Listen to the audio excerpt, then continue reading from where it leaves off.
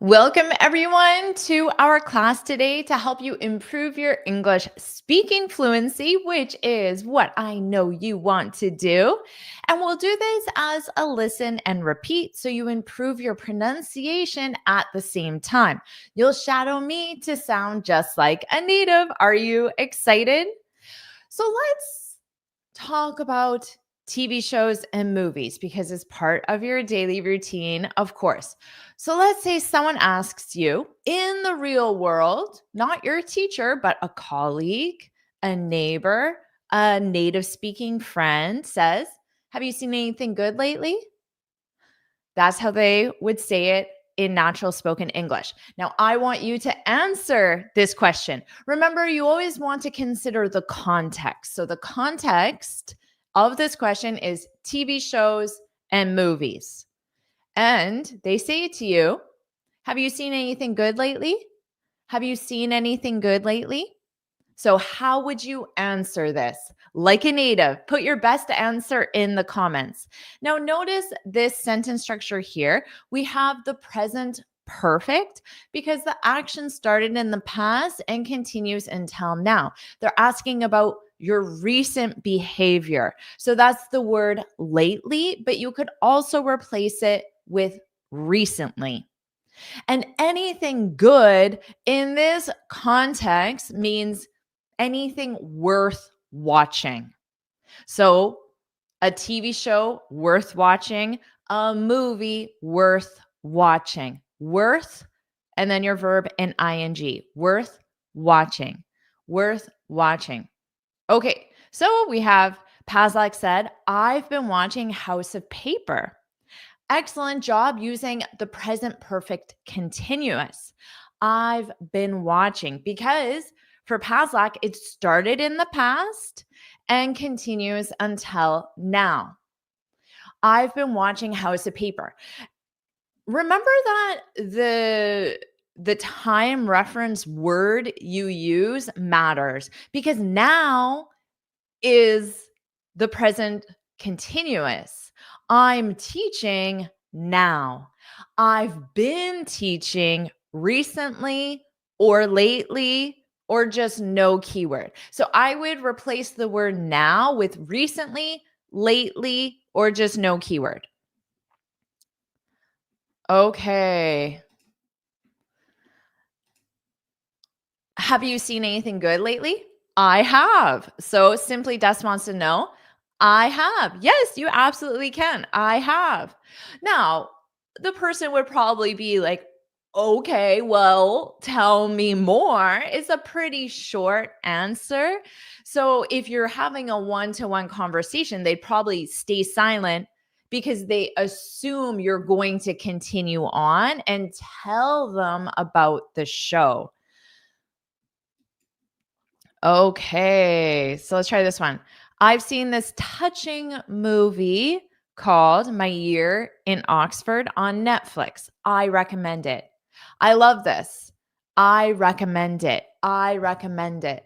You recommend something. I recommend it being the movie called My Year in Oxford. Excellent comment, Melina. Well done. And touching means, if it's touching, it means it causes an emotional reaction, a positive emotional reaction. So maybe it was just something inspirational or full of love, full of kindness, full of hope, some sort of positive emotion. Okay, so let's review some things I might say. But first, this is just an alternative because notice this was in the present perfect. Now, I could also focus on right now. Remember, I explained to another student the time reference matters. So here I'm using the verb in ing. Are you watching anything good right now? The present continuous. Okay. So I might say as a reply, yeah. So remember to that one student, I said, you can say I have, But then I would recommend continuing on because otherwise it's just a very short answer. It's not very conversational. So I could just say, yeah, yeah. That's saying, yes, I have. So, yeah, yeah. I'm watching this amazing crime drama.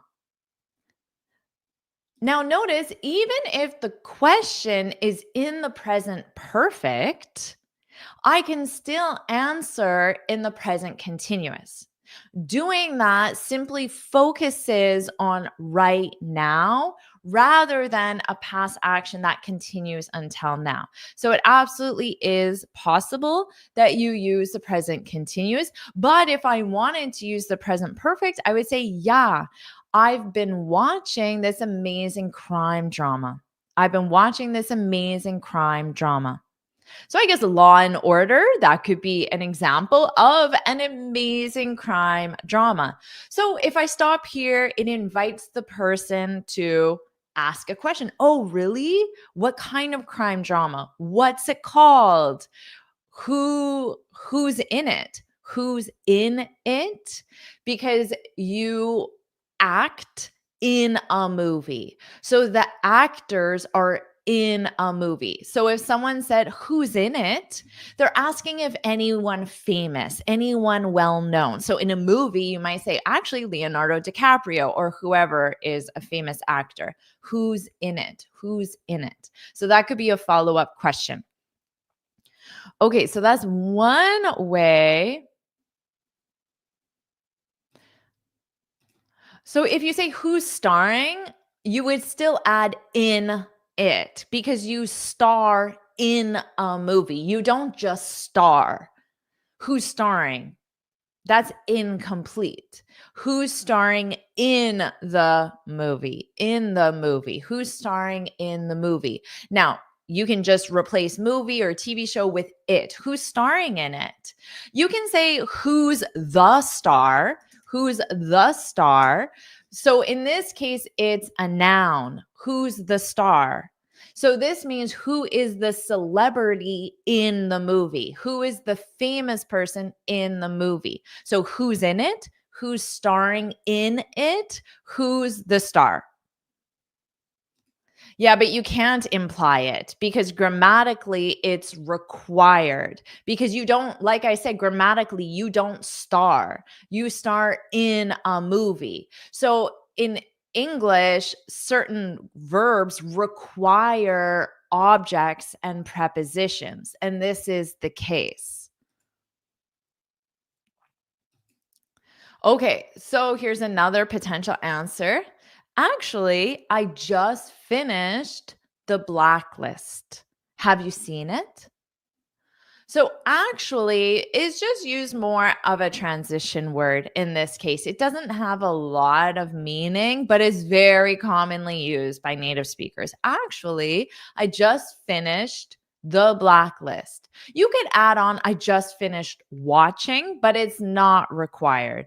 I just finished The Blacklist. So The Blacklist, because you can see the first letter is capitalized, then it is a proper noun. A proper noun. The Blacklist. Yeah, Lova, this is an excellent one. Who is the main character? Who's the main character? That's a great question to ask for sure.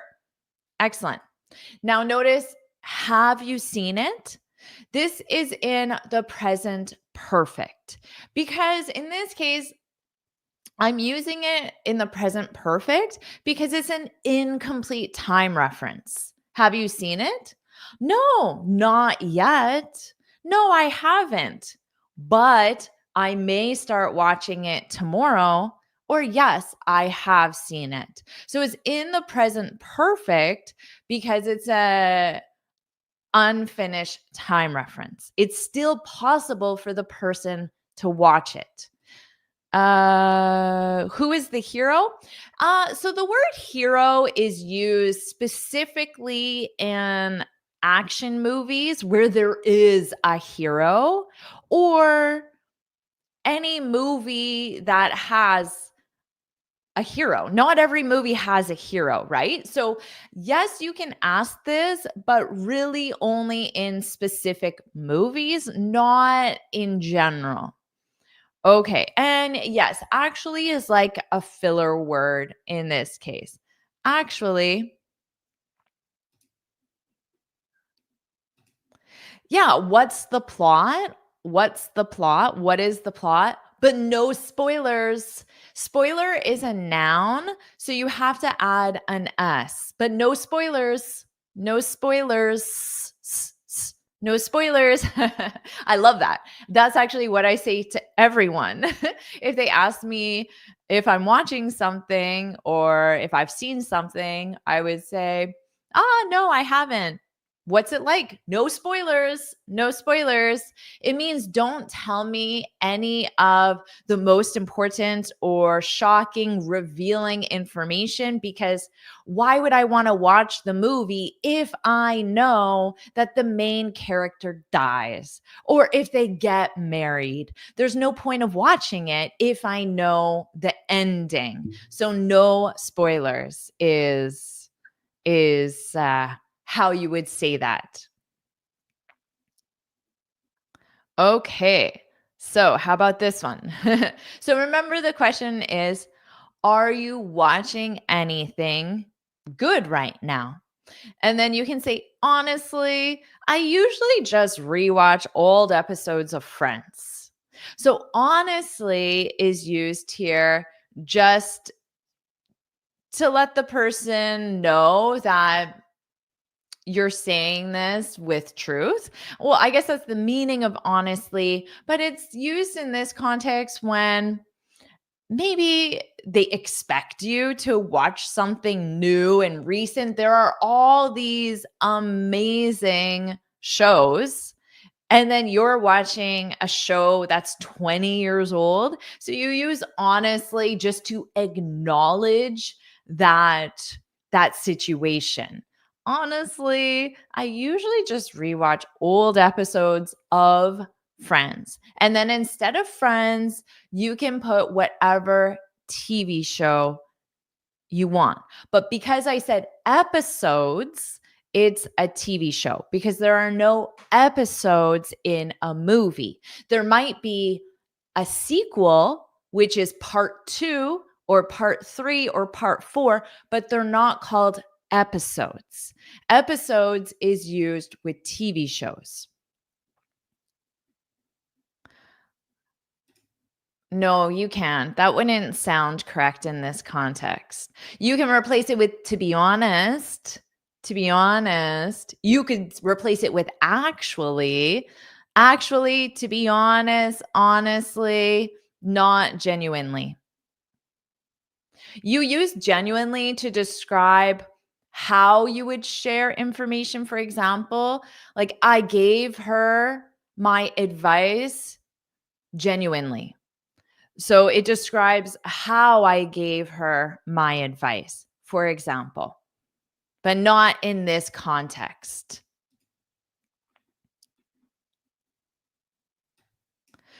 Mm, okay, so technically, frankly, could be used, but I don't think it's the most important or the best choice in this situation. You could, but it would sound not the most commonly used.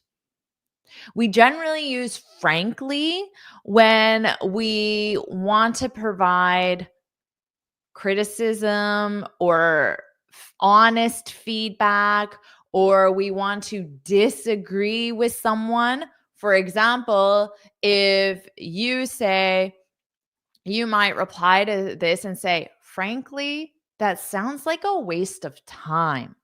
So you're saying something critical to me. And then you can use frankly to let me know that you're just saying it. You're not going to pretend. You're not going to try to make it sound better. You're just going to say it. So, frankly, that sounds like a waste of time. That's how you could use frankly. Okay.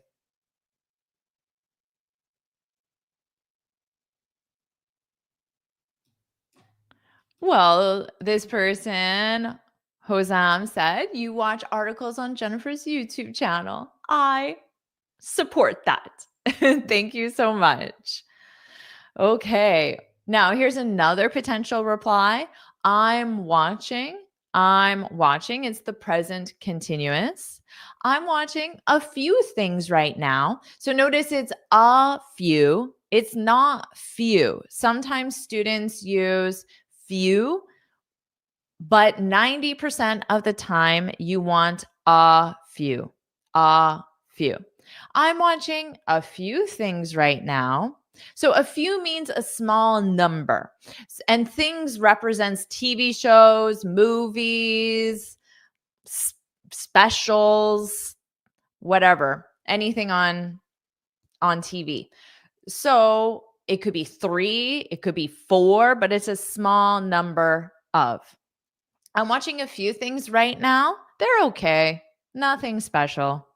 They're okay. So by saying they're okay, we have terrible, bad, okay, good, very good, excellent, amazing. So, okay is just right in the middle. 5 out of 10.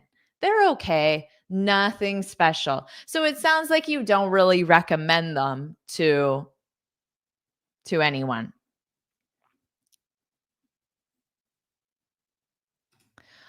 Okay. So another potential reply. Remember the question was, have you seen anything good lately? Are you watching anything good right now? And then you can reply back and say, not really. Not really. So, not really is the short form of, I'm not watching anything good. Not really. Not really. Do you have any recommendations? So, because I am not watching anything good, I might ask you, do you have any recommendations? Do you have any recommendations? So, when you have any, you want the plural form of the noun, assuming you can form a plural. When I ask you, do you have any advice, which I wouldn't use in this context, but if I needed advice from you and I say, do you have any advice? Advice can never have an S. Do you have any homework? Homework can never have an S. But with nouns that are regular nouns, which are the majority, then with any, you want a plural noun. Any recommendations? Do you have any recommendations? What would you recommend? That could be another way. What are you watching right now? So you can just ask the question back to the person.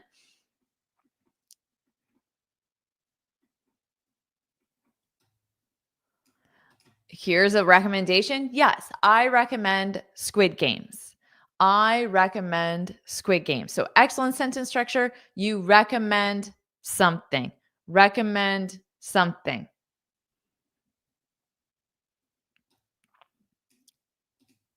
Okay, let's keep going. How about let's move on to budgeting? Budgeting. All right. So the question, well, before I get to that, I have this free speaking guide for you, and you can download it right from my website, jforrestenglish.com. In this guide, I share 6 tips on how to speak English fluently and confidently. I share my best tips and advice and some bonus tips and advice for you as well once you sign up. And if you're enjoying this lesson, if you want to learn more natural phrases, how to speak like a native, put yes, yes, yes, yes, yes, yes in the comments below. And of course, make sure you like this lesson and subscribe so you're notified every time I go live as well. So make sure you like this lesson. It truly supports the channel. Okay, so remember the context is budgeting. Budgeting. So the image says it all, budgeting. Okay, so let's say your coworker, a neighbor, a friend, a first date, someone asks you, Are you more of a saver or a spender? Are you more of a saver or a spender? Hmm. What does this mean? What do you think? While you think about it, I'll acknowledge Martina, woohoo, Roya, Hidaki, Marcel, Farouk, Leda, and Jorge. Woohoo! Thank you, everyone. I am so glad, Mariama. Yeah, this is called a piggy bank. Piggy bank, piggy bank, piggy bank. Yes, exactly. Yeah, exactly. Thank you very much, Manuel. Just hit that like button. If you're here, you're getting value. It only takes a second. So hit that like button because it does take me a lot of effort to create these lessons for you, free for you. So make sure you show your support and like the lesson because it's the only way that I can keep providing these lessons for you. It truly matters and it takes literally 1 second. Thank you so much. Okay. Melina says, I'm not proud of saying this, but I'm a spender. Spender. Okay. So notice I have the ER forms here. I'm a spender. I'm a spender. Oh, thank you so much, Ariel. And thank you for saying yes, yes, yes. And for your donation. I appreciate it so much. Thank you so much. Okay. Now, are you more of a saver? A saver is a person who saves. A spender is a person who spends. And of course, we're talking about money. Farouk says, I'm a saver, but my wife is a spender. And great job because you included the article. The article is required. I'm a saver. I'm a saver. I'm a saver. How about you? I like that. How about you? You always want to continue on a conversation. And a perfect way of doing that is by asking the person the same question you were just asked. How about you? How about you? Another way is, what about you? What about you? Okay. I'm so glad you enjoy my way of teaching. Your best way of showing you appreciate it is by liking this lesson and sharing it with your friends as well. So please do that if you haven't already. Okay, Dillik says, I'm a saver. I'm a saver. I'm a saver, but sometimes also a spender. Yeah, you don't want to save all your money all the time, but maybe you don't want to spend all your money all the time. So it's probably a little bit of both, right? I'm a saver. I'm a saver. Okay, let's keep going with some answers. So here's one. I'm definitely a saver. Saver. Make sure you get that sharp sound. Saver, saver, saver. I'm definitely a saver. I like having a safety net. Okay, so if you jump off a building, you certainly hope there's a safety net. It's what is going to catch you. Okay. So that's if literally a safety net is what will catch you. So you do not die if you jump off a building. In that context, you can think of a safety net is an amount of money in your bank account that is there if you lose your job. If your roof collapses and you need to buy you have to put in a new roof. If your car breaks down. So that's a safety net, having enough money to support you when you need it. Okay. And adding definitely just makes it obviously stronger. So you can say, I'm a saver. I'm definitely a saver. That sounds a lot stronger. Okay, how about this one? I'm trying to curb my spending on non essentials. I'm trying to curb my spending on non-essentials, to curb something. In this case, the something is my spending. So my spending represents how much I spend on a day-to-day basis. I'm trying to curb my spending. So curb, the verb to curb, and notice how pronunciation, it's a curb, means I'm trying to limit or control. Limit or control. So it sounds like right now this person spends more than they would like or more than they should. And non-essentials, well, that would be things like going to the movies, eating at restaurants. They're not requirements, but buying food at the grocery store, putting gas in your car, paying your mortgage, those are essentials. Okay, so we have categories: essentials and non-essentials. Essentials, non-essentials. So you might distinguish between those when you're asked a question about budgeting or spending.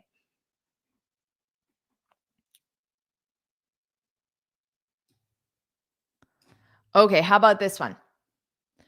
It's important to save for emergencies. So remember, I gave some examples of emergencies. Your roof is leaking, your car breaks down, you lose your job, there's an illness, and the treatment is expensive. Those are emergencies. It's important to save for emergencies, but I also enjoy splurging now and again. Now and again. Notice the pronunciation: now and again. Now and again. Now and again. Repeat after me. Now and again. Now and again. Now and again. When you splurge, it means you spend more money than you usually do. And it can be on any item. So let's say you normally get your lunch at a cafe and you just get a simple sandwich and it's cheap, or a simple bowl of soup. But then it's your birthday or it's Friday, why not? And you decide to splurge and you go to a restaurant and get lobster or a steak. So you spend more money than you normally do on lunch. Okay. So splurging doesn't necessarily mean just to spend money. It means to spend more money than you usually do on certain items. So that's what splurging means. Splurging. And notice this use of but, because it's for a contrast. We have, it's important to save for emergencies. So we're talking about saving.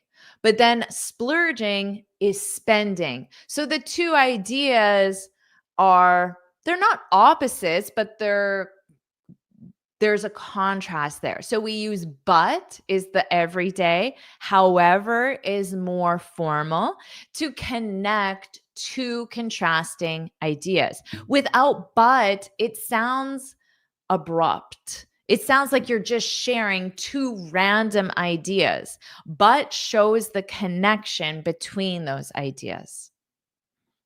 But I also enjoy splurging now and again. Okay, so now and again, this is the same as saying occasionally, from time to time. So it's not a part of my regular routine. It's a smaller part of my routine. Exactly. Things like your birthday, an anniversary, you got a promotion, you're celebrating someone else's success. It's summer and it's a long weekend. There are many reasons to splurge in life. And yes, it means once in a while. Once in a while. That's a great way of saying it. Once in a while, now and again, from time to time. Exactly. It's not on a regular basis. Yeah, sometimes. That's a good way of thinking of it. Sometimes. Sometimes. Excellent job, everyone. How about this one? As far as I'm concerned, so this is how you can share your opinion. Instead of saying, in my opinion, as far as I'm concerned. Now, this is really an everyday thing to say. In my opinion, sounds almost to me a little more formal. As far as I'm concerned, it sounds like how you would share your opinion when you're just in a everyday situation. You're not in a debate, you're not giving a presentation. It's not formal. It's just everyday conversation. As far as I'm concerned, as far as, and then your verb to be, of course, matches the subject, and then concerned with a soft D, always in the ED form. As far as I'm concerned, money is meant to be enjoyed. Something a spender would say. A spender, which means someone who enjoys spending money. Money is meant to be enjoyed. So is meant to be. That means the purpose of money, the reason why money exists. Money is meant to be enjoyed. Money is meant to be enjoyed. So that is how you can say you're a spender without specifically saying I'm a spender. You can say something that just implies you love spending money, which is a more advanced way of answering a question. Are you a spender? Yes, I'm a spender. That doesn't really sound like how a native speaker would answer a question. They might say something like this: money is meant to be enjoyed. All right.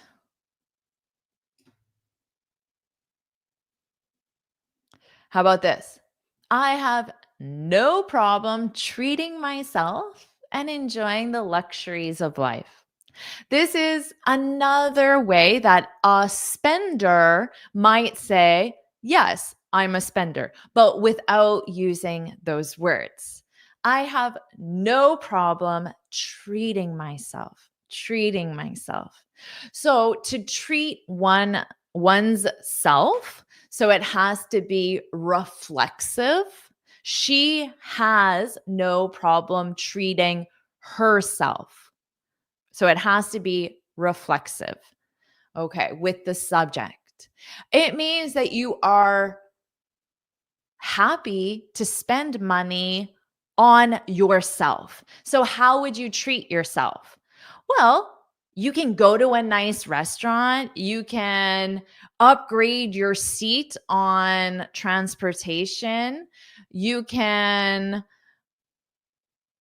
go to the VIP movie theater. You can buy the large popcorn instead of the small popcorn. So you can go to a spa and get a facial every month. Those are all examples of treating yourself. And they're also examples of the luxuries of life and enjoying. So notice the sentence structure: to have no problem doing something. Okay. So I have no problem. And then your verb in ing. So everyone try that.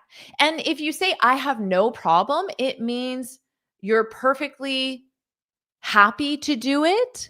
Or also, it can be something to do with your skills. So it can be you're perfectly capable of doing something as well. I have no problem treating myself and verb and ing and enjoying the luxuries of life, the luxuries of life. So, whatever that means to you. Because my definition of a luxury is probably different from your definition of a luxury and another person's definition of a luxury. And yes, pampering yourself is another replacement to treat yourself, to pamper yourself. Good one. All right. Woohoo. I'm so glad, Suad. Thank you so much. Make sure you like this lesson because it truly is your best way of showing me that you are enjoying this lesson. All right. I have to acknowledge this because I think this is just not a helpful thing to say because you can enjoy luxuries at whatever income level you're at. Maybe for your income level, a luxury is very different from Elon Musk or Bill Gates or Mark Zuckerberg or the billionaires of the world, but that doesn't mean you can't enjoy yourself. Maybe it's just something different. So you might be your definition of what a luxury is may be different, but I don't agree with that statement. And I don't think it's a very helpful or positive thing to say. All right, let's continue. How about talking about your neighborhood? Your neighborhood.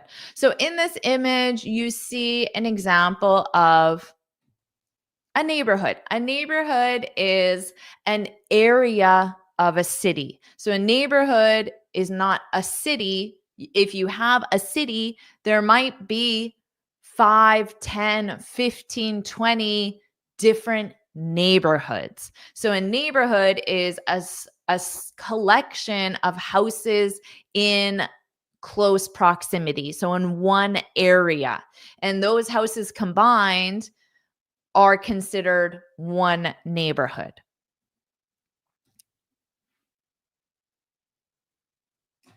Okay, so here's the question. What do you like most about your neighborhood? A very IELTS style question, isn't it? Well, this is something that someone may ask you because if you're new to a city, if you move, maybe someone is considering moving to your neighborhood. Well, then they might ask you, "Oh, well, what do you like most about your neighborhood?" Your neighborhood. So everyone answer this question as best you can. And as best you can, let's see what you have to say. And then I'll provide some answers as well. What do you like? What do you like? What do you like? So you can be more of an unstressed yeah, what do ya, or what do you? What do you like? What do you like? Most. You could also replace that word with least. And then if it's least, you're going to be criticizing. Most, you're going to be saying positive things, of course. Okay.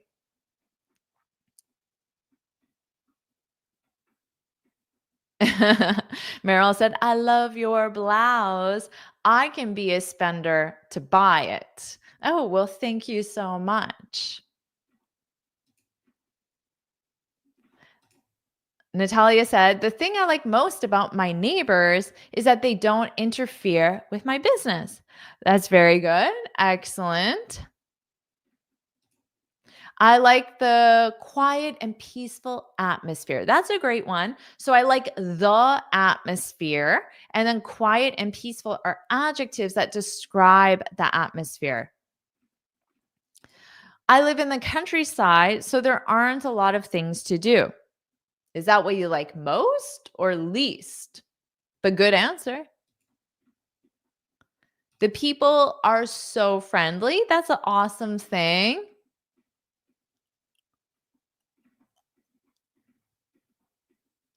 Absolutely enjoying the sunrise every single day. Well, that is a lovely thing to say.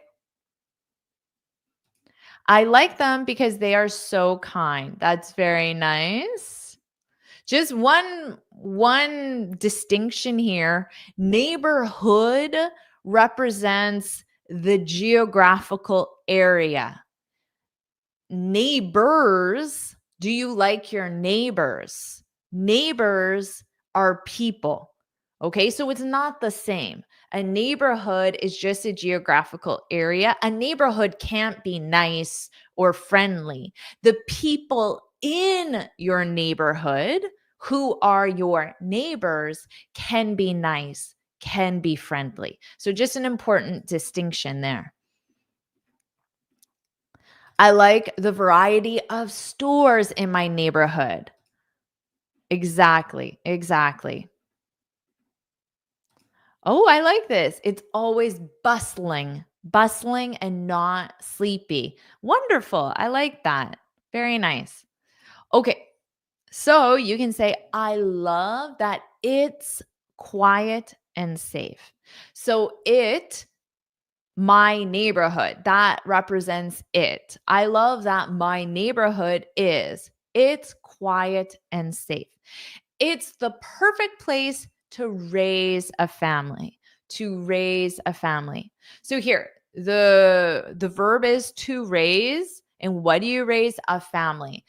When you raise a family, it means that's where your kids grow up. So that's where you you bring your kids either when they're born or when they're young, and they spend their childhood there. So that's to raise a family. Okay, how about this? I love how close I am to nature. So, one student said that they live in a rural area. So, that could be what you love most. I love how close I am to nature. So, close in the sense of proximity, because in a large urban city, Manhattan, Tokyo, there's probably not a lot of nature. But if you live in outside of the city or a rural area, you can say, I love how close I am to nature. There are lots of parks and green spaces.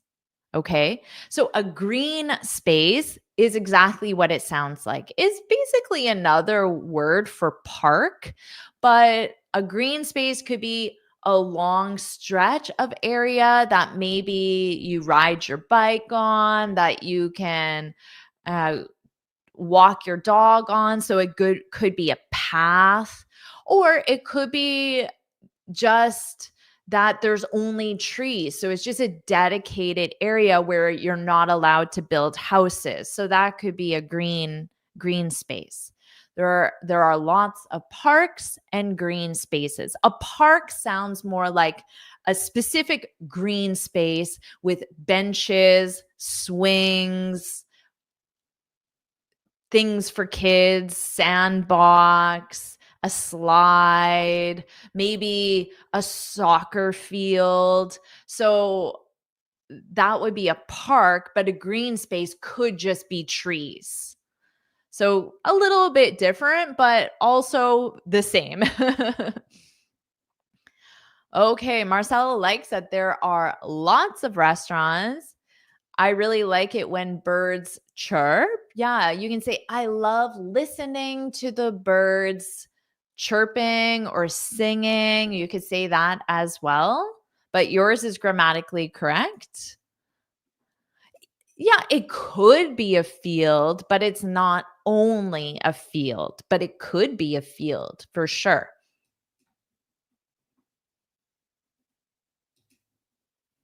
Okay, you can say, I love how walkable it is. Do you know walkable? I love how walkable it is. So, walkable is an adjective. I love how walkable it is. This means you can walk to restaurants, parks, stores. You don't have to drive everywhere. So, it's easy to walk around, to get to places. I love how walkable it is. And you need this word how. I love how walkable it is. There are so many nice shops, cafes, and restaurants nearby. So nearby represents near my neighborhood.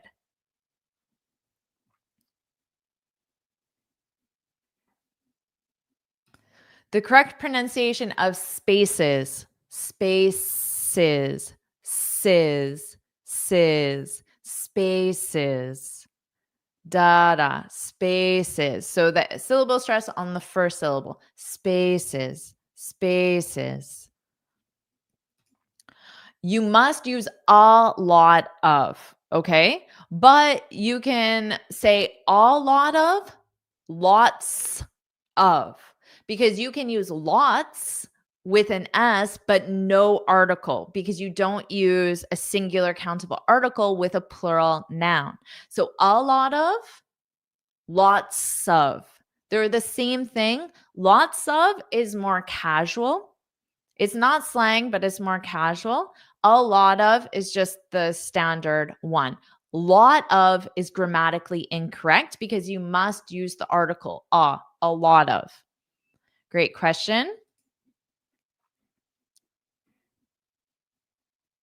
How about this one? What I love most. So, this is the more traditional way of answering what I love most about my neighborhood. You don't have to say that, is the strong community feeling.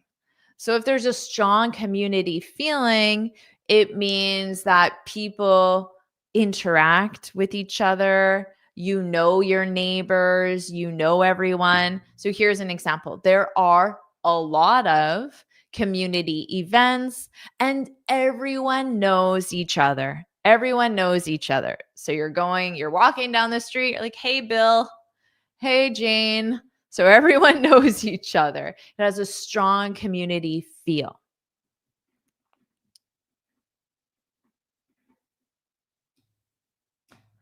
Now, let's move on to exercise. Of course, I can't leave you without talking about exercise. So let's do that.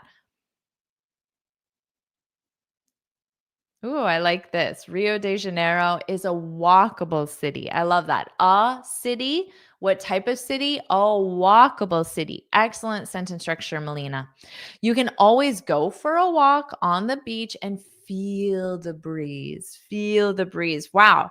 I feel like I'm there right now. That's an excellent comment. Well written.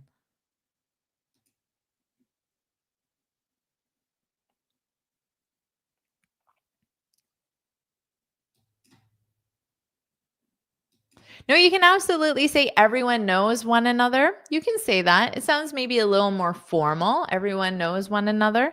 Everyone knows each other. Each other sounds the most natural, uh, but you can say one another.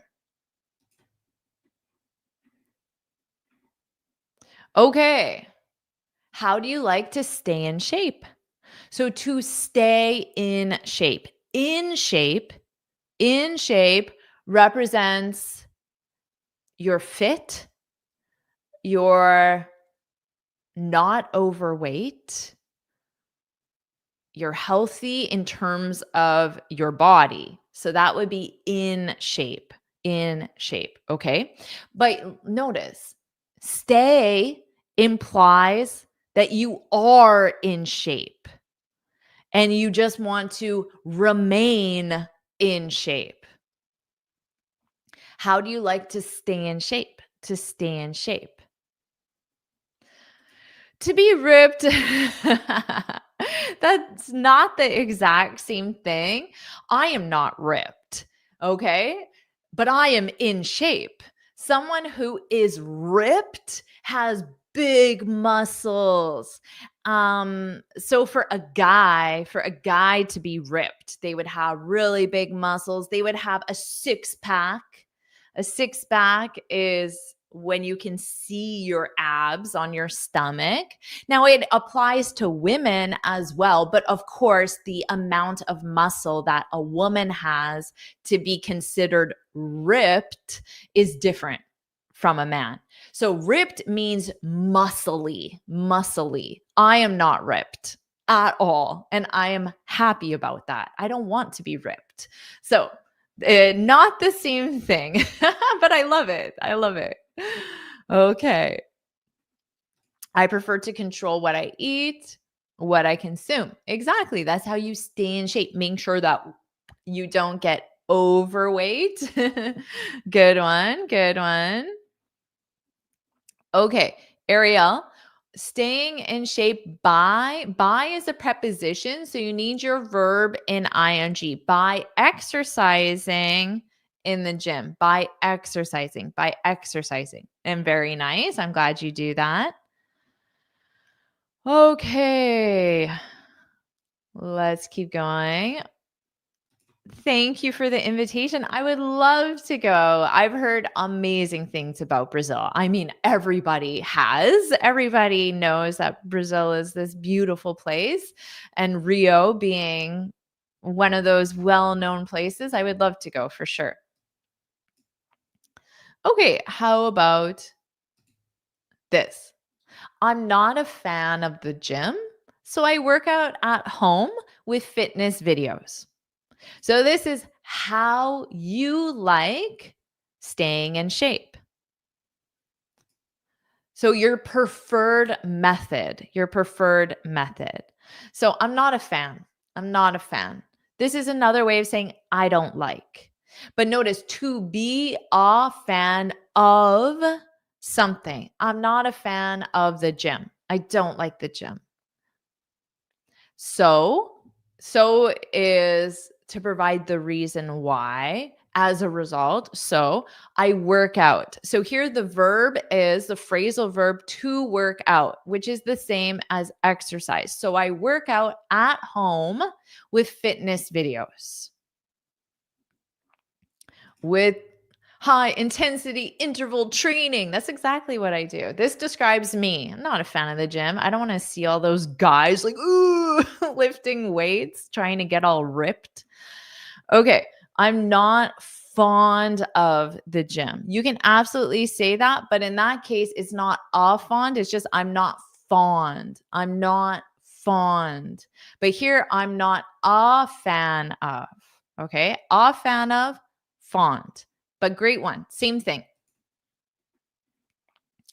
How about this? I love going to the gym. So, of course, this describes many people. I love going to the gym. I go at least 3 times a week, usually before work. So, the frequency, which is in the present simple. I go to the gym, but because that I just mentioned it, you don't need to say it. I go at least, so this means a minimum, at least 3 times a week, usually before work. So usually means that not always, maybe once a week, I go after work or on my lunch break, for example. How about this one? I have 2 dogs, so I get enough exercise just taking them for walks every day. Okay, so this is how you stay in shape. You just have your daily routine and you get enough exercise so you don't have to go to the gym or do fitness DVDs or a video in your basement like I do. You can just walk your dogs and that's enough. I have 2 dogs, so I get enough exercise. Enough means sufficient. I get enough exercise just taking them for walks every day because you take a pet. So them represents the dogs. Just taking my dogs for walks every day.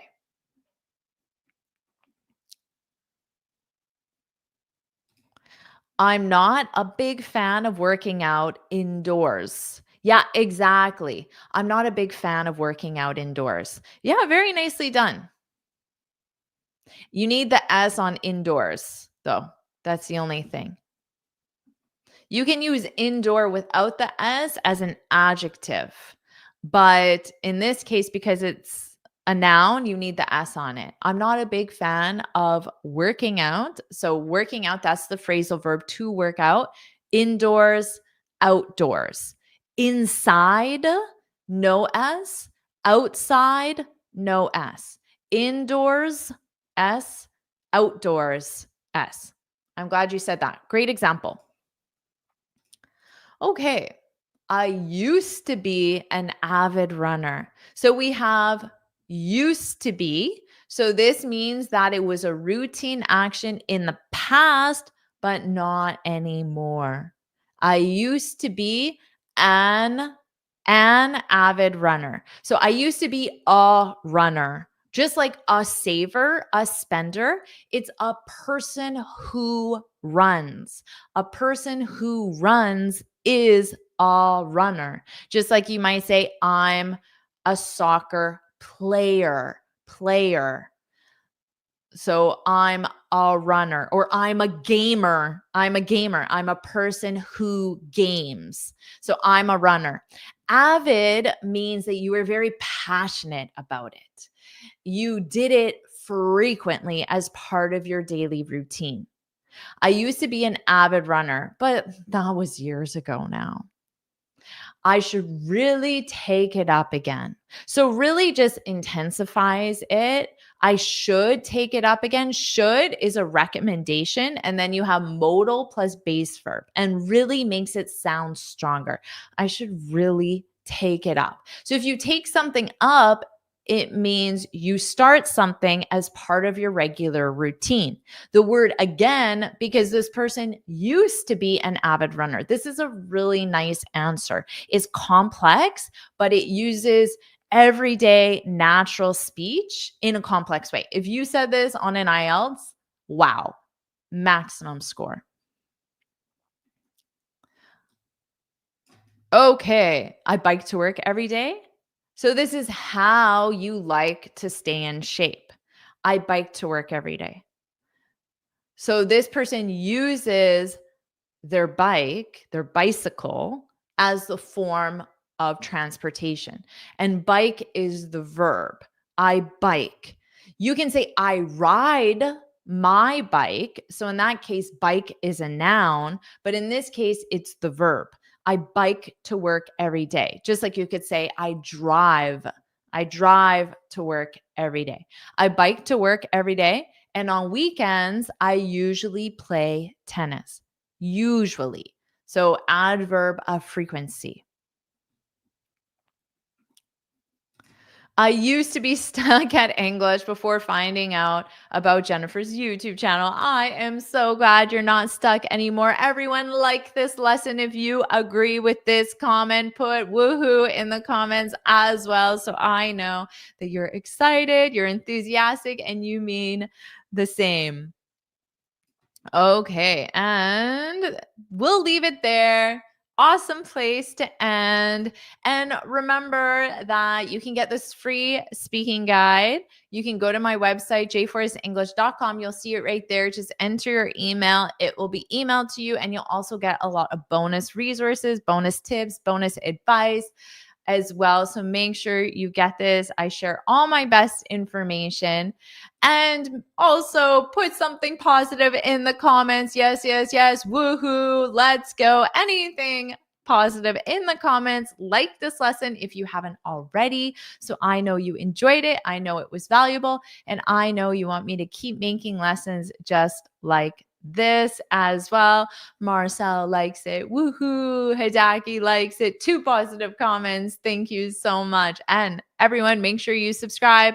If you haven't subscribed, make sure you subscribe, like this lesson as well. You're the best. Woohoo. Thank you so much. Anything in the comments, I don't care what you put. Woohoo. Thank you. Oh, you're welcome all the way to Venezuela. You're the best, Jorge. Woohoo. You like the lesson. Thank you. George Jorge. I'm not sure how you say it. You're very welcome, Martin.